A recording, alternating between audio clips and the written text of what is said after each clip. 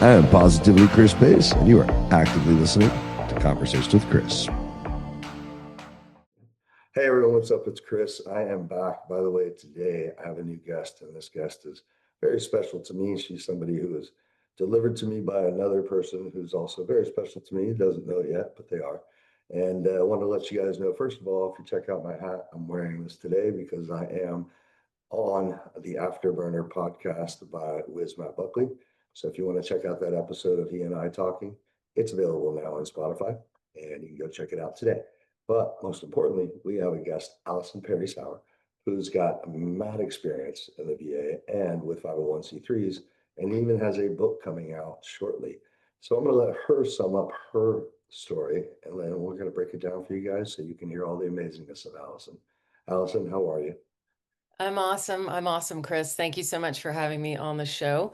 It's an honor. I'm excited about your work and excited to share a little bit about my journey. I guess I'm going to start with what I would call the seminal event in my life, and this what was the seminal event in many people's lives, including many veterans, which was 9/11. So I grew up in Georgia originally. I was there till I was 28 years old. Decided to get out of the South and go see the world and moved to Oregon in 2000 and lived there for a year and started graduate school 1 month to the day after 9/11. So October 11th, 2001. Brother Todd had been serving in the military about 5 or 6 years. His dream was to fly Blackhawks and humanitarian aid missions to Latin America. And a year before 9/11, he was reassigned to Apaches. Mm, So Todd ended up deploying for the invasion of Iraq, flying gunships. wow. So my Right. brother and I are very close. We're 13 months apart. You see, I put my hand on my heart when I talk about him because we were kind of battle buddies in our own family. Growing up, we have a really rich history of trauma in our own family. So anyway, Todd deployed to Iraq, and I was on target after graduate school to become a therapist in private practice. But after my experience with him being gone, and decided I wanted to work with veterans and their families. And so I ended up cold calling the VA in Portland, Oregon. And I called 3 times, finally got a call back. And the woman who hired me said, we have a wait list. This was 2005, not only of Iraq and Afghanistan veterans, but Vietnam vets coming into the VA for the first time ever.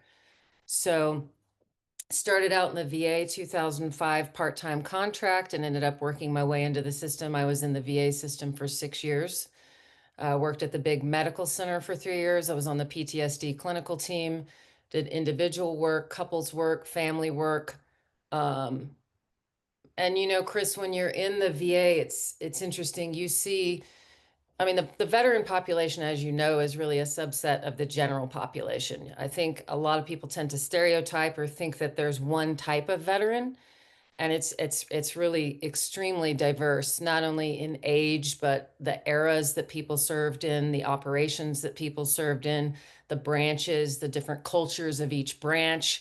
Um, and not to mention the myriad types of trauma that exist. You know, we tend to think first of combat, then we might think of sexual assault, but there are training injuries, there are um, administrative trauma. You know, abuse of power takes place, right, in any kind of a system like that. So there's just so many, traumatic brain injury, right? So there's just so many different types of traumas. So you get exposed to that. And then for me, I transferred from the Portland VA to the Bend VA clinic. So that's a CBOC, a community-based outpatient clinic. It's a more rural clinic. But what was really another seminal event for me was right before I transferred, I had a young man, a young veteran, 22 years old, had served in Iraq, came home from Iraq, was drugged and sexually assaulted by his combat buddy at a party, and was also exhibiting his first symptoms of paranoid schizophrenia. This was a veteran who was tenuous with the VA system. He was in and out. You know, this is someone who was deeply traumatized, and the system wasn't really reaching him. Somehow he ended up in my lap, ended up connecting with him. You know, I say kid, he was like working with a kid because he was so traumatized. He was like working with a teenager, but I connected with him.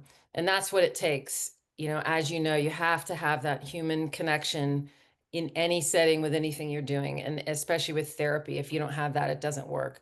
So really connected with this kid and was really doing everything to help him, and got a call one day that he ended up in the psych ward. Lockdown unit, and that he was throwing furniture and threatening staff. And I looked at a colleague and I said, I wish we had a sheep ranch out east where we could send these guys where they could work on the land, sleep under the stars, and be in a community of other veterans. And so I'll pause here in a minute, but that's really what kick-started the journey of starting a nonprofit, of leaving the VA in 2012. Right before I left, I got trained as a contracting officer representative and took a few more steps to get some more experience before starting the Central Oregon Veterans Ranch, which is currently in its 10th year of operation. So, yeah, so in summary, and we can dig into the details a little bit more, but in summary, I think it's, definitely that personal impact of having a family member impacted by war. Brother stayed in the military, came home from that first deployment, said he didn't want that mission anymore, didn't want to be flying Apaches, got the medevac assignment, did 2 more tours, and my brother's about to medically retire from the Army after 27 years. So it's been a journey. It's been a journey. Well, to see and to hear you say that you've been on both sides, being on the side of the VA, which, I do believe they have the best intentions and they want to help. Correct. They are Correct. limited by certain guidelines and rules and these types of things, which have them, their hands are tied as far as a lot of people are concerned. And so then, as you said, this poor guy, I mean, there's so many different types of trauma, and you kind of hit on exactly what I've been dealing with my own family.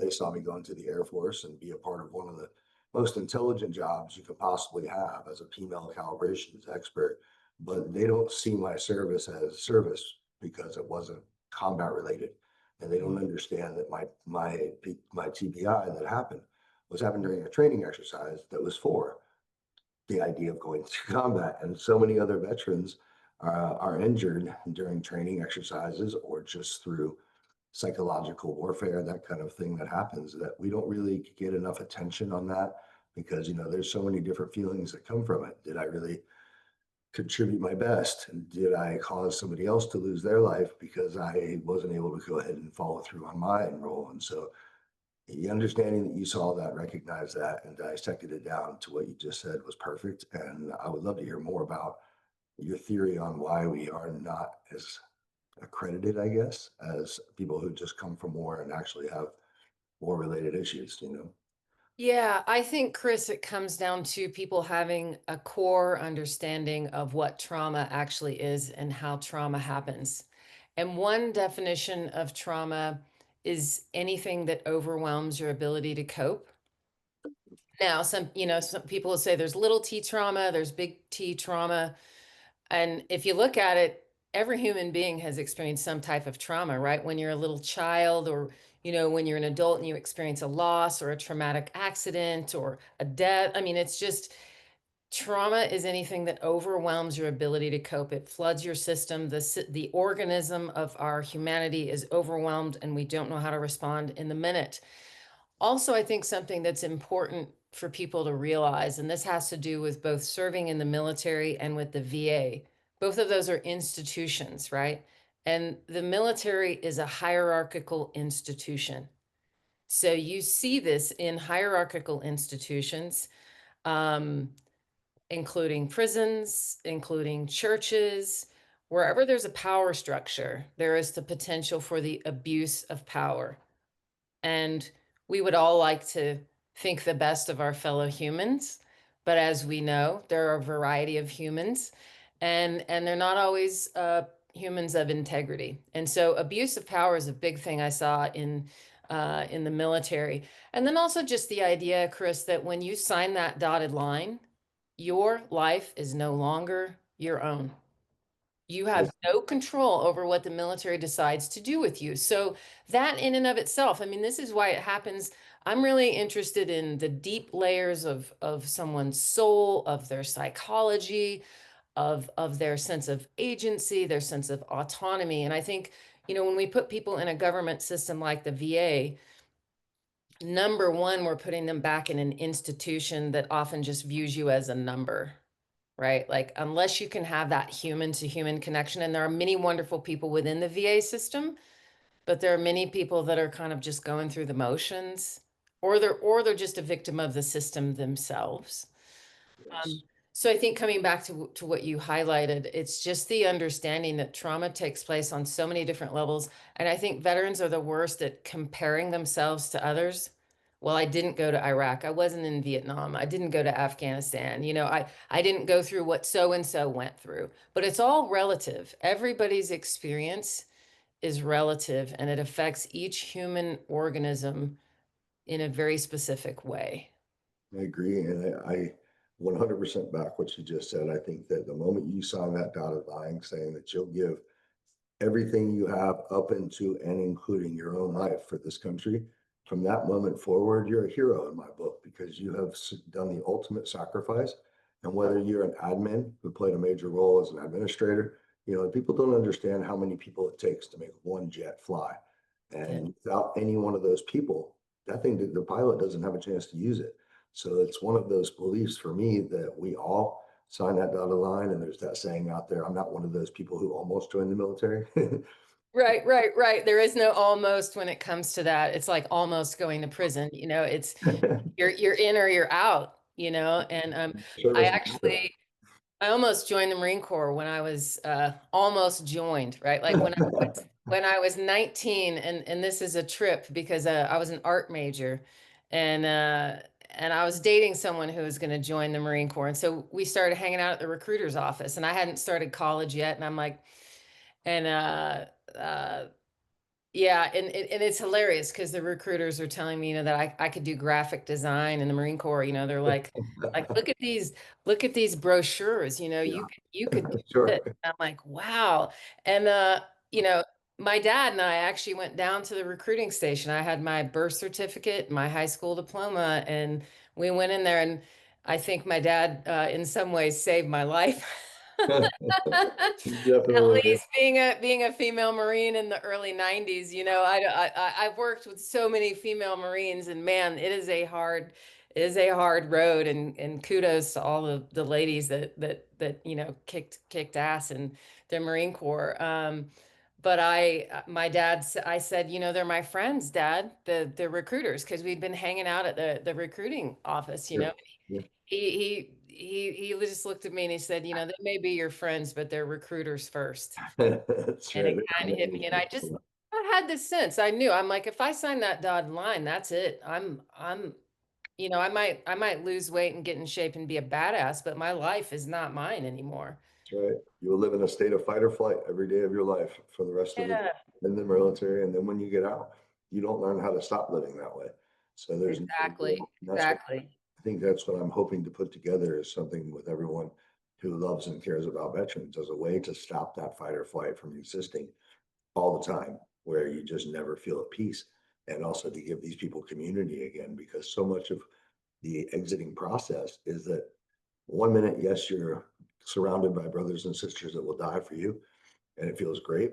And the next minute, you're on your own trying to figure out how to survive in a world that does not treat people that way, where they are not connected, where they are not community, which causes, all of the issues that happen. But then again, you're made to not ask for help. You're made to make sure you internalize everything and Yep. never admit there's anything wrong with you. And so people are literally trapped in this cageless cage. And that's where it just 100%. begins.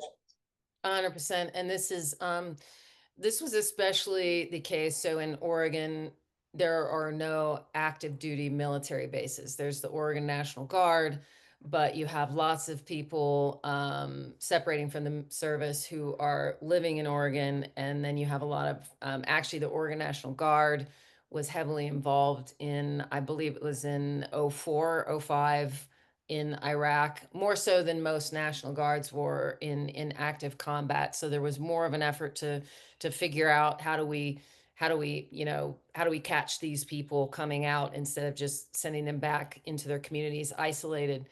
Um, you know, and you see a big difference in a place like Oregon where there's no active duty military base. I'm here in Colorado. I'm in the Denver area. My brother's retiring out of the Colorado Springs. So Colorado Springs is much more of a military community, right? You have active duty military base, you have tons of retirees. So you kind of still have a little bit of that web of support. Of course, you have to access it, like you're saying. There's often the issue, the barrier of asking for help, which is huge. So what we did in Oregon, what my vision when I left the VA was to create that community that we're talking about, and a place that was a non-stigmatizing environment, right? Because the worst thing you can do to a veteran is say, "Wow, you're really having problems. I think you should go talk to someone." You know, like I think you need to go sit in the fluorescent white walled room with a, you know, interrogation light over your head and talk to a complete stranger about your deepest, darkest traumas, you know. Oh, and by the way, in 8 sessions or less. We're going to fix you. You know, like we're gonna get you in, get you out. I used to call it the trauma factory when I was working at the clinic in Bend. I'm like, holy crap, you know, it's like 8 a.m. to 4:30 p.m., you know, and you keep getting referrals and you're supposed to terminate, which is a horrible word, terminate with your clients, get more in and get them out the door. Anyway, so the Veterans Ranch is a 19-acre working farm that uses agriculture and peer support. It is, you know, it was veterans were involved every step of the way. In fact, it was what I heard from veterans as a clinician in the VA that really informed the model. You know, I heard veterans, so many veterans like yourself, like that are struggling with their own trauma, but they want to help other veterans. You know, it's just that ethos of like no man left behind, no woman left behind, you know, like you have to look out for those around you. That's the mission, right? Everybody has to be taken care of and moving forward. Right. Um, that is really one of the pillars of the Central Oregon Veterans Ranch is that sense of community, and also that it's not stigmatizing. You can come if you have severe debilitating PTSD, or if you're doing fine, but you just need that sense of connection to your brothers and sisters who served. That's 100% correct. And I think that's exactly what we have is a bunch of people out there that are in a sense broken or disabled, which are, you know, tough words to use because who's to say what that means or how it works. But, you know, I know for me, battling depression, battling a head injury, and all the things pain wise that I deal with, one of the things that makes me feel better or the best about myself is me trying to help other veterans not go through what I have had to go through, which is that lonely, I don't really know if there's anybody out there that cares. All of Yeah. those steps along the way that cause people to end up one of these 22 a day or even 44 a day, as we know. And I just think there's a way to make it stop. You know, there's a way to end this. And it just involves a process that for some reason I've had a vision of for many, many years. And really aligns with what you've already done, but just takes it another step forward into incorporating all veterans, all modalities of healing, and then under one umbrella. Because I know you told me about your brother and he is getting out medically, but you didn't mention why yet on the podcast and what has he's gone through and kind of his issues now that you're seeing come up and where he's at and how different he is than when he joined. Oh yeah, Really yeah, yeah, yeah.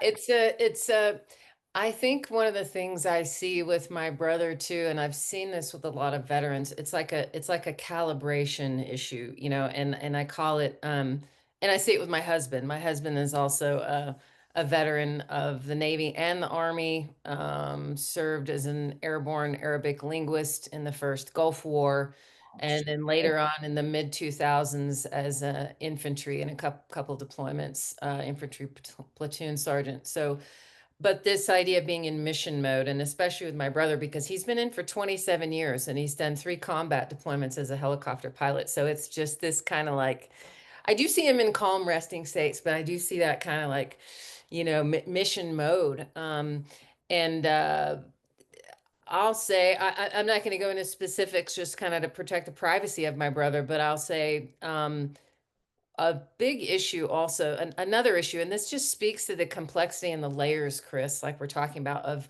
it's never any one thing. I mean, I think the general civilian population says, oh, PTSD, you know, or but the chronic pain, the injuries, Another issue, like we saw with our Vietnam vets, was exposure to Agent Orange, right? So I'm very close to a lot of Vietnam vets. I worked with a lot of them, especially in Central Oregon, keep in touch with a lot of them, have a huge heart for the Vietnam vets, and have lost a lot of them to Agent Orange related cancers.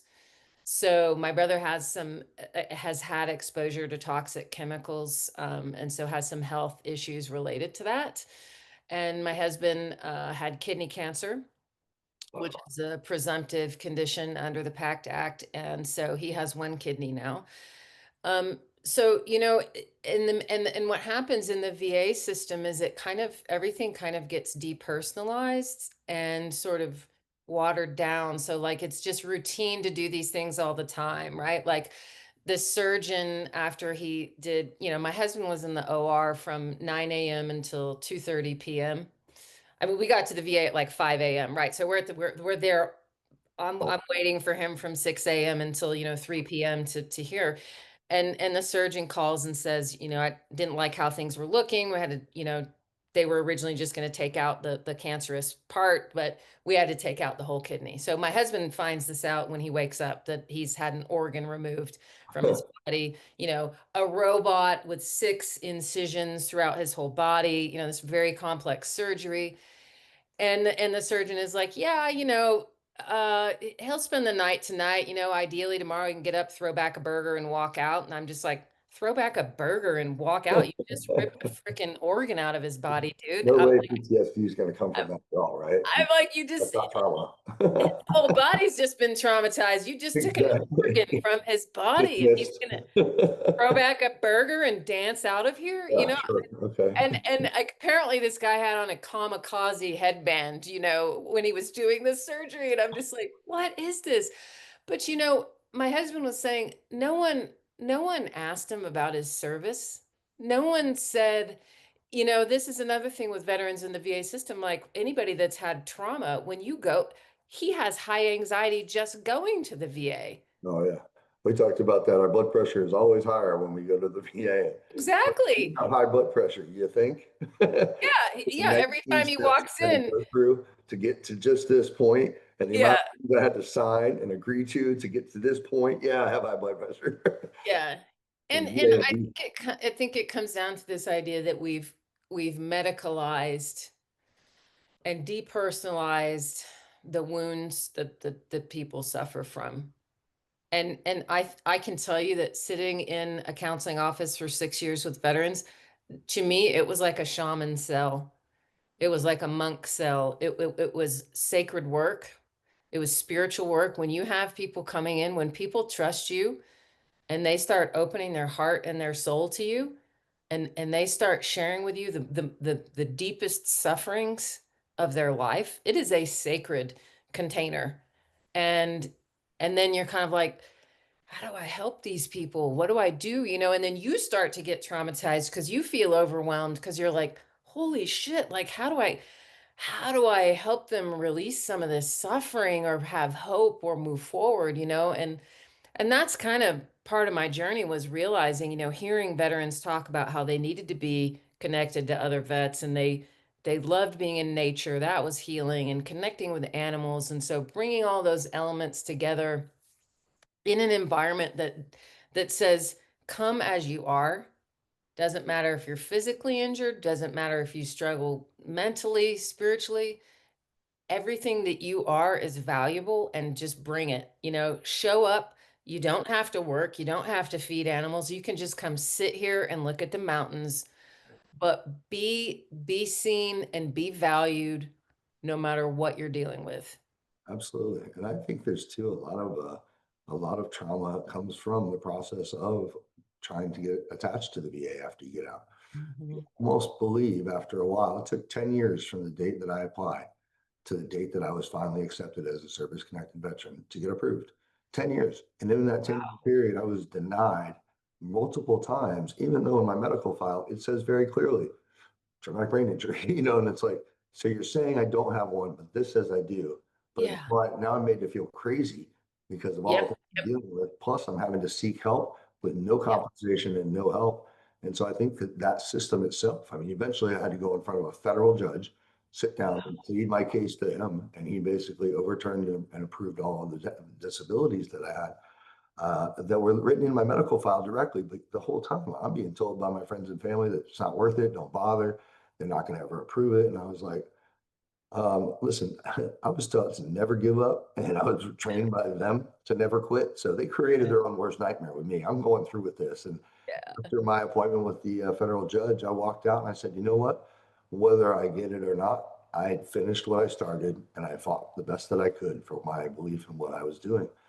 And I was approved and on all levels. So it Wow. was cathartic, but over that 10-year period, I was also fed numerous medications Mhm. and put through the system so heavily that, I mean, I was in and out of there 4 or 5 times a day. Some of the medications contradicted other medications, and it was a long, crazy, and I'm still, obviously in the system and going through that same thing where it's like, can I really trust you guys to give me the best information and the best stuff? Or should I be doing my own research to back up what so I think that's probably another reason we need an out processing system for vets, where they can go through a training or an unwinding or a deprogramming of their whole and way of thinking, and also have people there to help them with the process that they need to be able to get service connected, and also to find money to open their own nonprofits, as you've been talking about. Yeah, and absolutely having that support is critical because, you know, with suffering, I mean, one thing that's talked about is that if you can make meaning out of your suffering, it's a lot easier to bear. But as we know, so many traumatic events seem to be completely senseless or purposeless, and one of our veterans who participated in the ranch, he was one of the founding members and really helped build the ranch. He lived out there for, I think, a year and a half, almost 2 years. And he said, he was like a young kid in Iraq and busting down doors and he said at a certain point, after having to tie up so many civilians, that were terrified, women and children, and after busting into so many homes, he just said he kind of had a meltdown and said, what are we doing here? Why are we here? What is the purpose of this? And so the same with being alone, and being isolated when we have that kind of suffering. But if you can go through that with somebody else or have that kind of support or have people who are like, oh my God, I know what that feels like. I know what that's like. And how can I help you? How can I be here for you? That's what's so key. Um, and that's what we saw so many times at the Veterans Ranch. And I can't tell you how many times I heard from veterans, wow, I wish I'd found this place right after I'd gotten out. I wish I'd had this right after or veterans in other areas, I wish I had a place like that to go to. Um, and it's not, it's funny because a lot of people say, well, what are your programs? What are your programs? And I said, well, it's not so much about programs as it is about experience and support. There's peer support groups, there was a veteran only AA group, there's agriculture classes and that type of thing. But it's more about being together, getting outside, getting your mind off your own shit. I had a board meeting a few years into the nonprofit, and I had a lot of like retired military officers that I worked with on my board and kind of, at the higher levels and stuff. And some of them came out to the ranch too, for sure. Um, but I had an Iraq veteran, and he was not on our board. And I asked him to come to this meeting. It was a strategic planning meeting. And I said, Mark, I want you to come to this meeting as a participant in the Veterans Ranch. And this guy didn't even live in the area. His in-laws did. And he would come down and he'd call us ahead of time and he'd be like, hey, I'm going to be in Central Oregon this weekend. What do you guys have going on? What do you need? What kind of work is being done at the ranch? So I have him come to this strategic planning meeting. And some of the board members are like, well, we don't have any programs. We don't have any programs. And my veteran stands up, he pushes himself back from the table, he slams his hands down on the table, and he says, if I have to hear about one more effing program, and he goes, when I come to the ranch, I don't want a program. I want you to give me a shovel and tell me what to do. Right. You know, and Exactly. it's like don't programize me, don't diagnose me, don't make me feel like I'm this disordered broken heap of bones, and you can't fix me.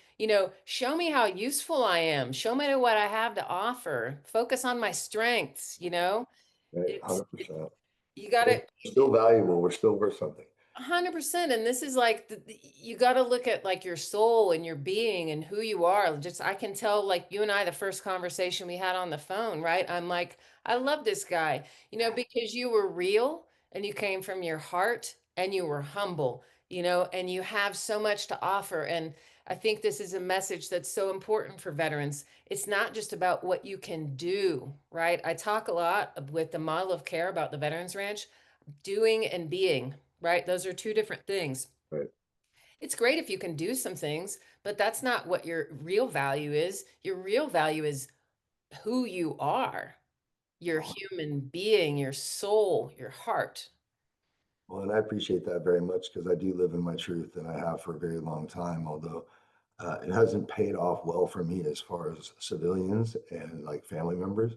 And Mhm. those people they just don't understand someone like me, and Correct. they don't have the capacity to even have compassion or empathy at all for something that is such a horrible situation that maybe I've had some incidents over the years where my brain doesn't understand things or I can't hear.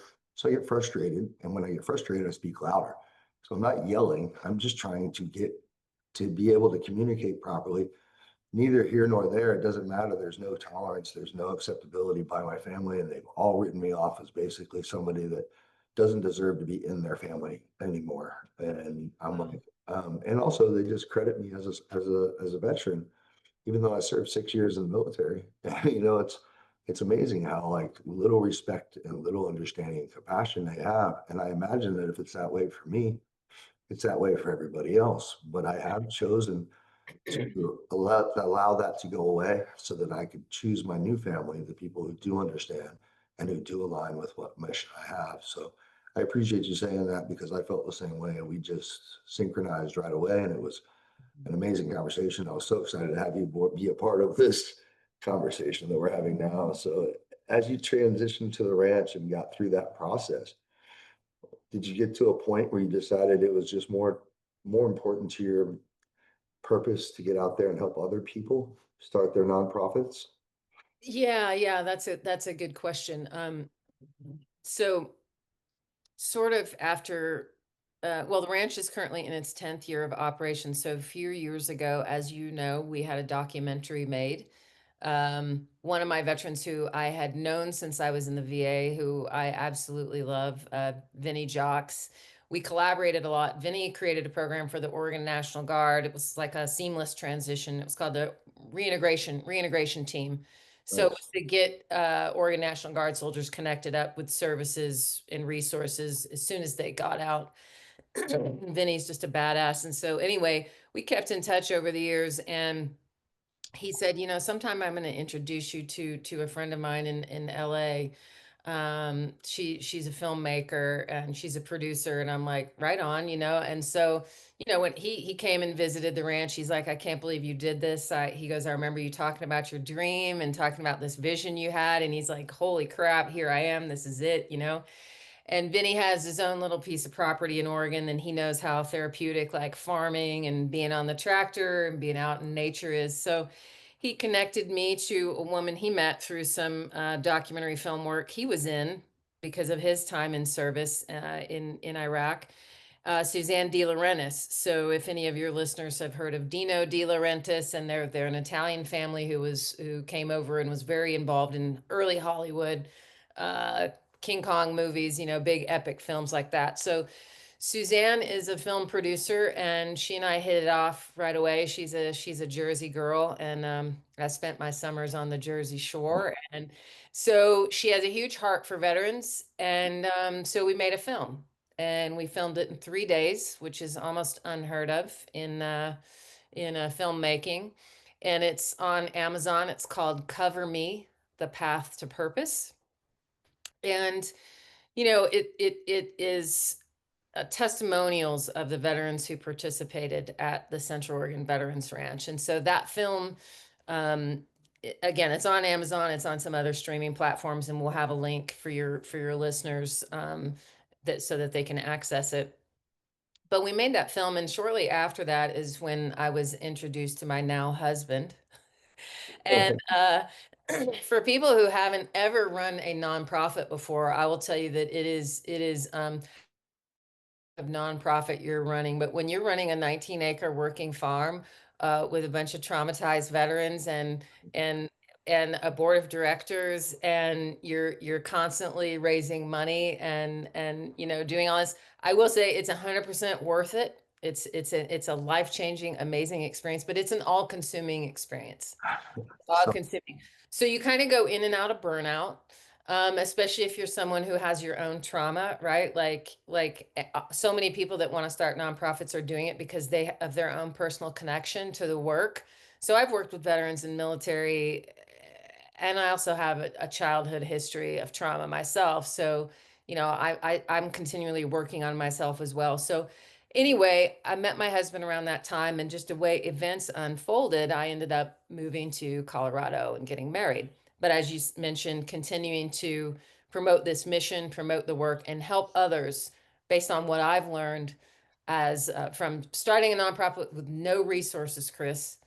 Um, people like, how are you going to do this? There's a lot of people I've seen that um, maybe retire after a military career or retire out of a corporate job, and they've got a network of contacts and they've got money. They've already got people lined up to invest and give them money. I had none of that. I was just this crazy counselor that's like, I'm going to take a leap of faith and leave the VA and go do this thing. And I was like, I had no idea how I was going to do it, but I knew I was going to do it. I had that determination. And I was like, if my veterans can survive the military and can survive war, like, what's the worst that's going to happen? I'm not going to die starting a nonprofit. Sometimes I actually thought I was because of my health issues and the toll it took. But it is, when you do this kind of work to help others, like you said, it is my purpose too.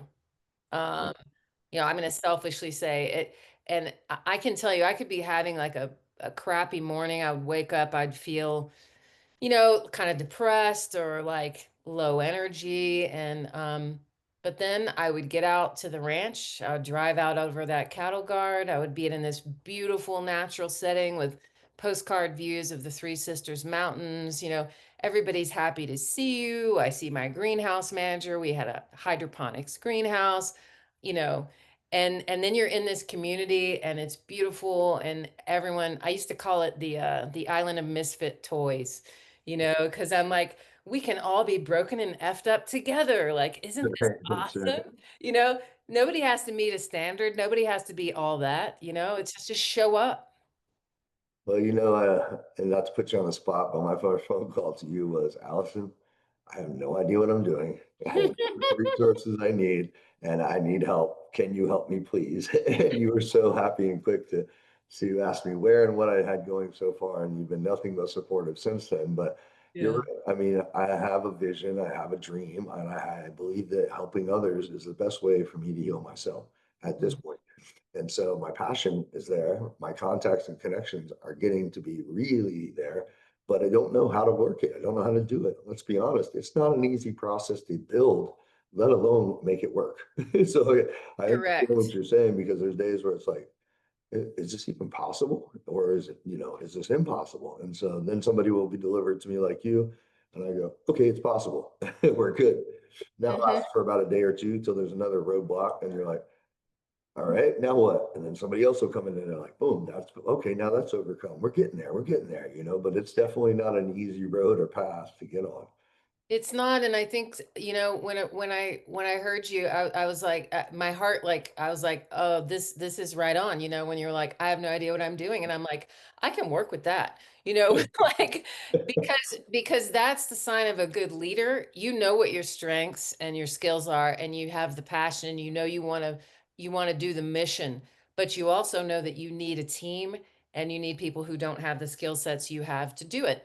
And that's how it was when I started the ranch. I was like, I have no idea how to do this. I just know I'm going to do it and I need to find people to help me do it. And so, that started this journey in 2013. I started an advisory board. I had veterans first and foremost, like the veterans with PTSD, because that was the most important thing. Is like they have to be involved in this every step of the way and give feedback because it's for them. And Right. if they're not jiving with the decisions we're making, then it's pointless, so they have to give input and feedback every step of the way. So sometimes we had advisory board meetings with 6 packs of beer being brought and that kind of thing. Um, I'm not sure it was smoked ahead of time or not, but be that as it's may, don't ask, don't tell. And then we had healthcare workers, people who had worked in hospice, people who had worked with veterans in therapy. We had retired military officers, um, which is sometimes a mixed bag because startups are you have to take risk in startups, so you have to find this balance when you're working with military around taking risk versus risk averse. Now, your infantry guys are going to take risks. Right. Right. Your military officers are going to be a little more reserved, Yeah. So Yeah. so I had to find a balance between that but I tend to be the crazy risk taker, like let's charge, do it. And I tend to be on the offensive rather than the defensive, but you got to have that passion and that drive, which you have, and then building a team and coalescing. And like I sense that with what you're doing, it's like starting a movement, get the energy going, and people buying into that, and being clear about what you want to do. But it is also an evolutionary process. I think the the way the ranch unfolded, the way an organization grows, that's what's beautiful about it. It's a creative process. I thought of it as like a piece of art. This is a creation that is unfolding and developing. Well, and I don't think it's something that all has to happen at once. It's just a evolutionary process that, over time is going to be built on, and there'll be people that come and go and people that come and stay. But at the end of the day, it's a challenging thing for me to know I have the solution to ending veteran suicide. I have the entire map, layout, the connections, the people, everything, but I don't understand how to do it all. And I don't know how to make it all into a nonprofit. I don't know what to do with RFPs. I don't know, like there's so many things that are in my way of making it happen where it's like, hey, I just want to say to the government, listen, you guys are there. Give me a chance and I'll show you in 1 year what I can do. You know what I mean? Like, and it would be like, if I could Yeah. just plead that case to somebody, then it would be like, okay, go. And I can show them. I mean, I can make a real difference really quickly. And so having you as a part of the organization on any level is obviously going to benefit everyone that's involved, and completely stoked because it makes me feel more secure knowing I have somebody that can at least advise me on what's going on, because I'm so Yeah. confused. I don't have any idea. And most of the people I talk to, like you said, they've invested their own money to get their not-for-profit up and they're doing the best they can. But the government is wanting to give more money to veteran nonprofits. And, we have the right presidency now. I believe everything's in alignment for this opportunity to actually grow into something that's going to be repairing and fixing what damage has been done to these men and women who just gave everything to this country. And I think that's Absolutely. And I was happy to hear about that. I haven't read the details about it, but just the idea of more money going to nonprofits, because we live in a complex society right now, and complex views in terms of politics and all of that. But it's we live in a democratic capitalist society. And I remember talking to one of our grant writers and nonprofit consultants about this, and she said, the idea of living in a free society where people are able to make as much money as they want, as opposed to a communist or a socialist society where everybody's capped and there's no freedom to grow your business or to make, there's not as much freedom, right? So, but the idea is that we have charity. We have like the ideal is that you benefit from a capitalist system by being able to make as much money you want, but some of that money should go back into making your community a better place, right? If that's what I believe. That's the whole purpose of what charity is about. And yeah, it happens to be good, you get a tax write-off, but it's like we cannot rely on the government to fix everything. We have these mixed views, like we don't want government, we don't want big government, but we want government to fix it. So it's like you can't have both.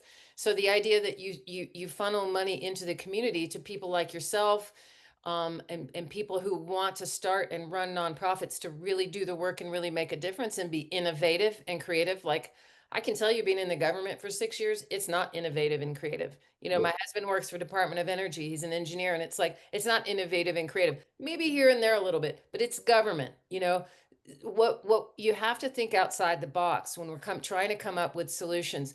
Veteran suicide has not changed. VA has tried different initiatives. So what do we do to respond to this? Like you're saying, you know, and I can tell you so many veterans who came through the ranch, not only were their lives saved, but they were transformed. You know, once you see someone plug into community, you see them get support, you see them getting out and getting active, not remaining in their isolation in the prison of their own mind. They all of a sudden become free. They're like, okay, now I can actually live instead of just survive. And you saw people, their relationships improved, their marriages improved, their parenting improved. They went on to get jobs. They figured out their life purpose. Some of them went into agriculture. Some of them were like, oh, I'll give you an example, Kris. One of our veterans, and his mom was also an Army vet. So he started coming out, and he was a veteran of Afghanistan. He started coming out once a week, and his mom would come out and work in the hydroponics greenhouse just once a week. Then he started coming out, like after a year, he started coming out a little more. This guy had crippling anxiety. He had dropped out of college. He had been going to school, but he had crippling anxiety and could not go to college. So he starts coming out to the ranch. Then he starts coming out more. Then he and his mom start participating in events. I'm like, holy crap. Like most vets want to be off the radar, don't want to be crowds. He's coming and helping out with events. He's like, oh, can I help out at the booth? Then he starts coming to peer support groups. And then I stopped seeing him for a while. And I'm like, where did he go? What happened to him? And so then one of the veterans who was running the peer support group says, well, you know what happened to him, right? And I'm like, no. He goes, well, he went back to school. He said, and this was after 2 years, 2 years of coming out to the ranch every week consistently and increasing his time. He said it was coming out to the ranch and getting out of the house and getting reacclimated to being around people that he finally felt confident and secure and calm enough to go back to school. So these things take time, right? And this was the thing in the VA. It's like, get them in, get them out. You know, 8 sessions or less, 12 sessions or less, evidence-based treatments, you know, and you don't want to throw the baby out with the bathwater. There is a lot of fantastic education that comes out of the VA, a lot of research that comes out of the VA, a lot of stuff about the brain and how the brain works. And that's all good. And it helps manage symptoms, but it's not the place where someone's soul gets healed, you know, where someone's whole life gets transformed. That takes place in community. 100%, I agree. And I think the solution to the 22 a day is definitely going to be funded by the government through nonprofits that are out to help veterans. And as we talked about the first time we talked, an umbrella company that can bring together all the people that are doing the same thing in different modalities that are helping veterans is really where the solution lies. It's somebody that has a vision of, okay, all these people have value to add to the situation. But like you said, through the VA, I mean, I spent 10 years wondering if there was something really wrong with me or if and how wrong it was diagnosed with every acronym across the book, you know, and ADHD, TBI, bipolar, PTSD, OCD. I was like, did we miss any? Should we add anything else to it? Yeah, can we make one up and just, you know, can we make one up so you can prescribe more meds to me? Because Just right. somebody's making a lot of money off that. And I was on 11 medications a day until I quit taking them because I was like, look, I don't even think you guys know what's wrong with me anymore. And Right. so, and I don't know that they did, but they were trying with what they had. Yeah. Like you said, I didn't have community. I didn't have support. I didn't have love. I was afraid to tell people about my stuff. And it's been difficult for me because, as you said, veterans, we like to be basically in the background. We don't really want to be out in the front. And, you know, as I grew as a yoga instructor, not just because of self-preservation, but as a influencer, I was hiding behind an alias for a long time. And then they asked me, sponsors asked me to use my name so I was easier to find. And I was like, but I don't want my name out there. I don't want to be talking on that, so ironically, here I am many years later. I'm like, you know what? All right, fine. I'm into it. Whatever it takes to save lives, I'll do. So, Yeah, as uncomfortable as this whole thing is for me, being transparent with everyone is what I believe is the best way to get them to be transparent with me and to yeah, believe in what I'm doing. And that it's 100% not for me. It's not a selfish cause. It's selfless. Believe me, I'd much rather be playing golf and fishing every day. But this is what my calling is. This is what I have to do. So how do I yeah, get there? That's the question. yeah. Absolutely, absolutely. Yeah, that's how I felt it was for me. It was a calling. It's a vocation. It's something you commit yourself to, and it is transformational. So it's exciting to see your efforts and what you're doing and trying to make a difference. And yeah, I have really lately been thinking about this idea of an umbrella organization because I I know that the veterans want to help other veterans, but not every veteran wants to run a business. And that, at the end of the day, that's what a nonprofit is. It's a business. And, someone else who's a veteran, he's a business coach, just connected me to one of his clients. And he said, "Hey, I've got this guy on the East Coast. He does, wilderness excursions for veterans, but he hates raising money. He wants help. He's like, I'll pay somebody a cut. I don't want to have to raise money. And so it's like, how can we all work together, right? Like, where is my skill set? I mean, this is how it was when my brother deployed for the invasion of Iraq, and it was such a crazy time in our country. It's like we're going to war. We have not had a war in my lifetime, at least, like, not a we had the Gulf War, but that was kind of like Yeah. 90 days, but this was like, oh crap, people are leaving and they're gone for a year. And and I just thought, I need to do something. I need to serve. And I'm like, I don't think joining the military is the deal for me, but I've got this master's degree in counseling. So how can I use that to help people? And that's what launched me into my career, working as a trauma therapist in the VA. And it's like, we all have something to offer. How do we support the mission?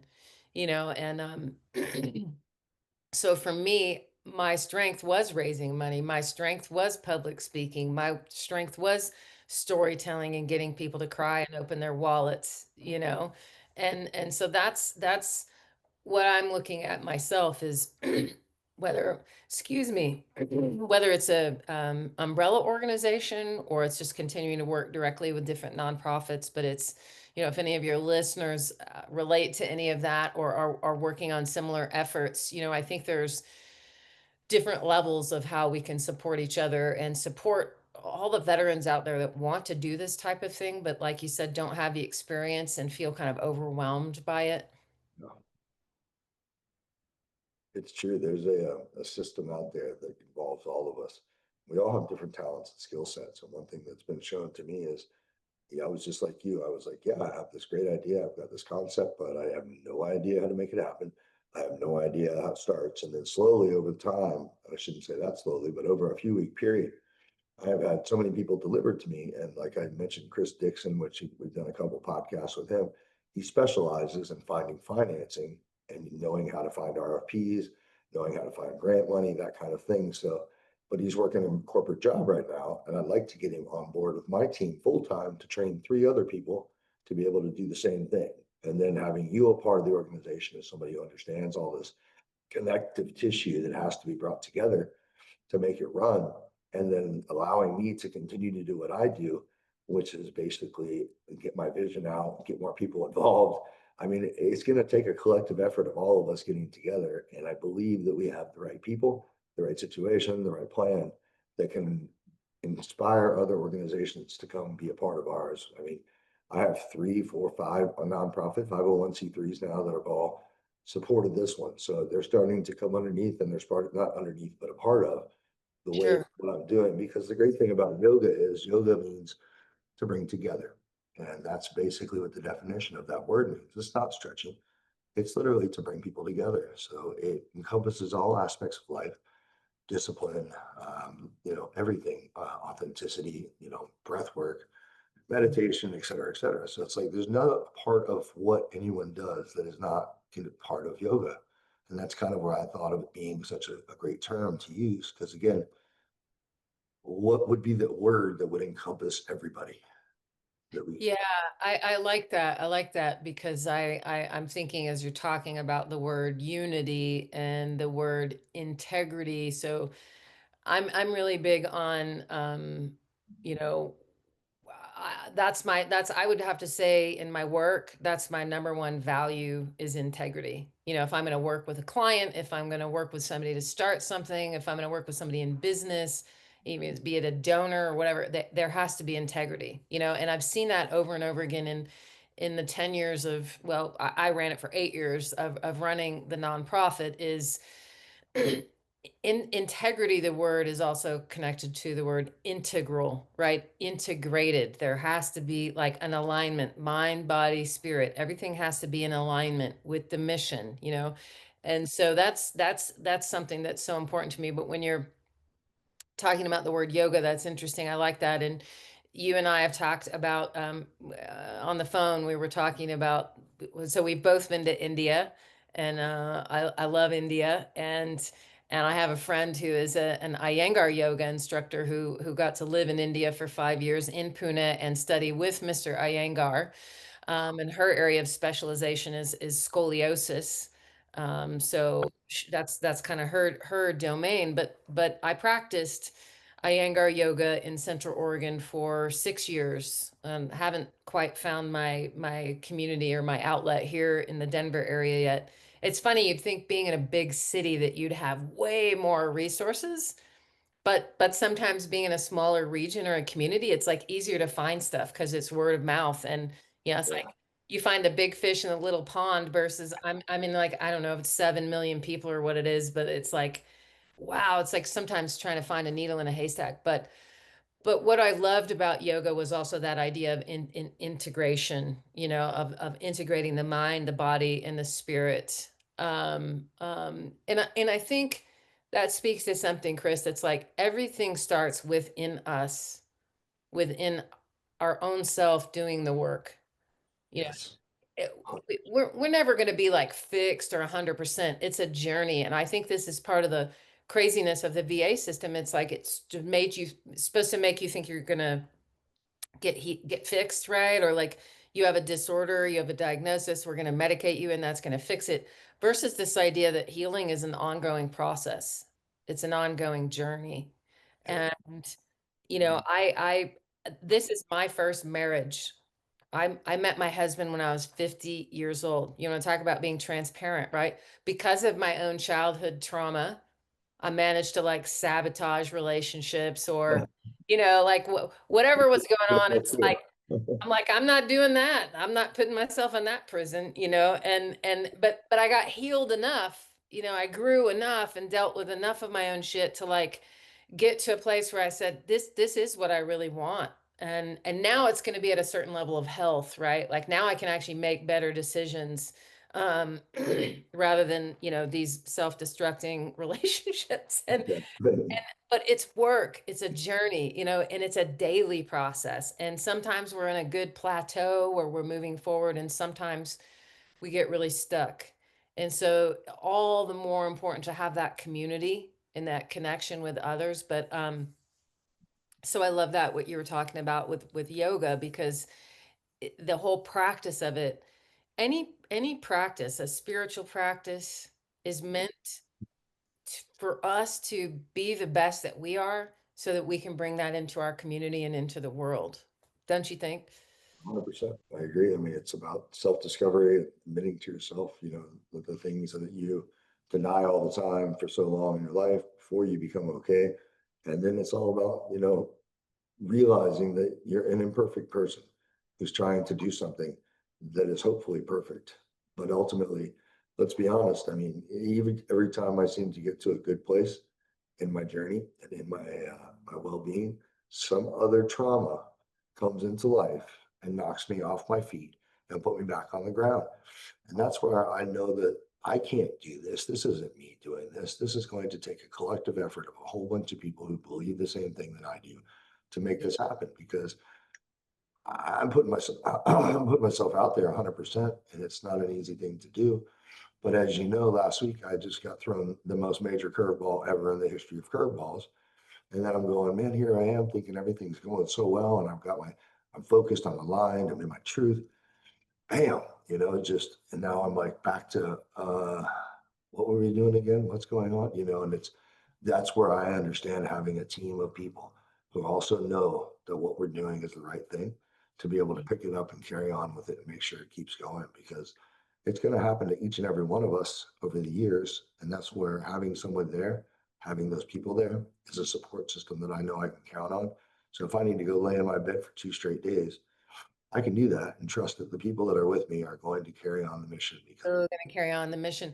And this is something, and I want to say this especially for any veterans out there listening, which hopefully, and I think there are probably many, but it's like you don't serve in the military alone. You don't go to war alone. You don't do a mission alone.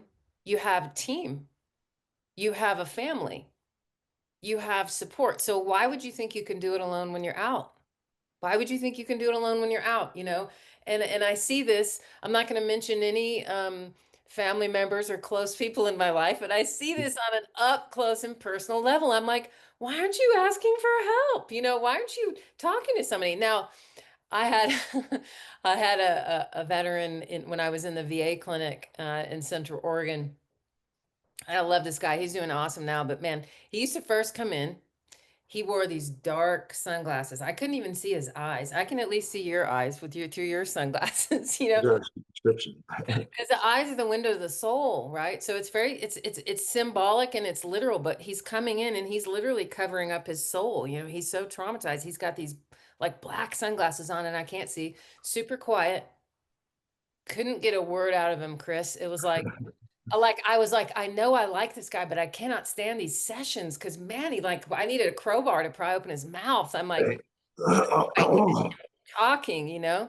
So finally over time, I get him to talk and to open up, and and then he starts to bring in his family, bring in his children, bring in his spouse. And I'm going to be honest with you, I just completely lost my train of thought about why I was telling you this. I was going to tell you that my buddy Ben, who's an intricate part of this whole construction process, he had a veteran move in with him who lived with him every day for 6 months before he ever said a word to him. And he said Yes. 6 months he lived with him and didn't say anything. And then after 6 months, one day he came to him and opened up and dumped everything on him. And after 6 months, he just let him have it, basically realized that you could trust him, you could count on him. And then he had waited 6 months to actually talk to this person who was living in his home. But Yes. he This pushed. speaks to the time it takes, and it speaks to I heard this interesting statement, and I remember what I was going to say about this veteran, but I heard this interesting statement about the soul, that the soul is shy, but that if you take one step closer to your soul will take 1,000 steps closer to you. Wow.